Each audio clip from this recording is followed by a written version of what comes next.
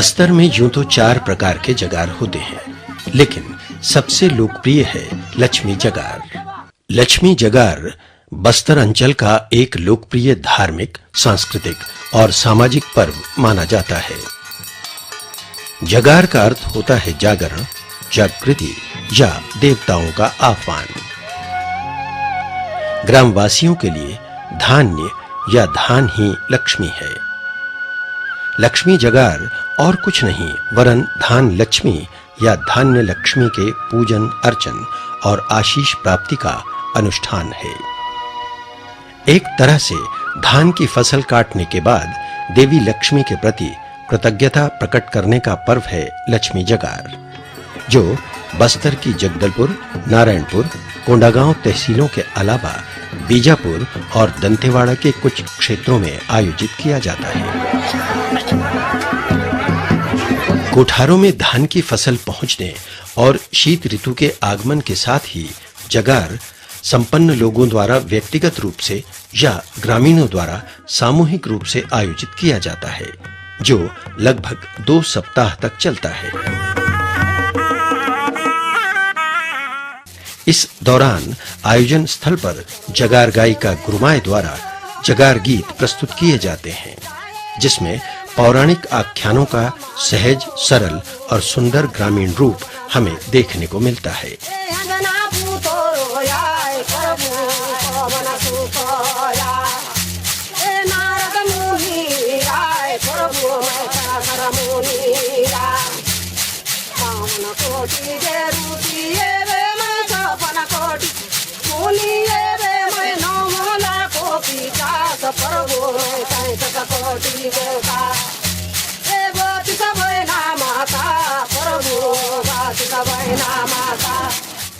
कथा गायन शैली में इस वाचिक परंपरा का निर्वहन मुख्य रूप से महिला गायिकाएं करती हैं, जिन्हें गुरुमाए कहते हैं। प्रमुख गायिका पाठ गुरुमाए और सह गायिकाएं चेली गुरुमाए कहलाती हैं। पाठ गुरुमाए को सभी आख्यान प्रायः कंठस्थ होते हैं।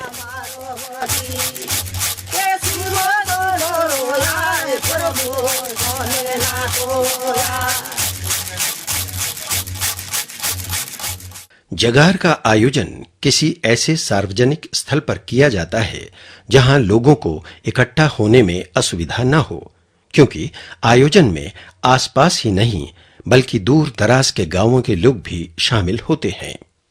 संपूर्ण आयोजन विभिन्न संस्कारों के साथ आयोजित होता है।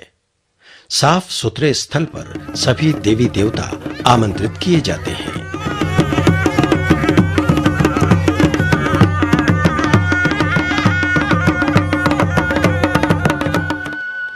गांव के पुजारी द्वारा पूजा अर्चना की जाती है और श्रद्धालु ग्रामीण जन उसमें आस्था और विश्वास के साथ सम्मिलित होकर देवी का आशीर्वाद प्राप्त करते हैं। जगार गायन से पूर्व गुरुमाई की सम्मान पूर्वक अगवानी की जाती है।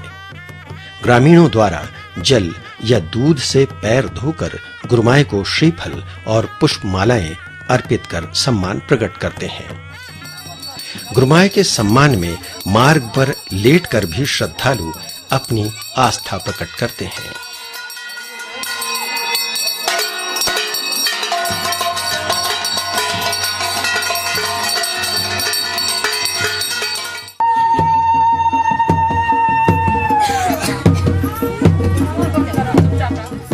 गायन का शुभारंभ श्रीफल अर्पित करने के बाद होता है।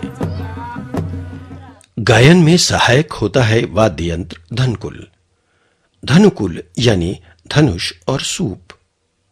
इन गृह उपयोगी वस्तुओं के साथ संयोजित किए जाते हैं घुमरा यानी मिट्टी की हंडी या घड़ा। धनकुल अपने आप में विश्व का एक अनूठा वाद्य यंत्र माना जा सकता है।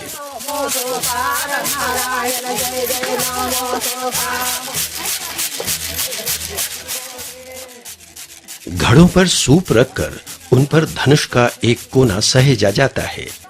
दूसरा कोना गुरुमाए के पैर के नीचे धरती पर टिका होता है। गुरुमाए धनुष की प्रत्यंचा पर टंकार के साथ ध्वनि पैदा करती है और उसकी ताल के सहारे जगार गीत गाती है। इस अवसर पर मान्यता के अनुसार सिरहों पर देवी देवता आरूढ़ होते हैं। तब सिरहे देवी के स्वरूप की तरह स्वीकार्य होते हैं।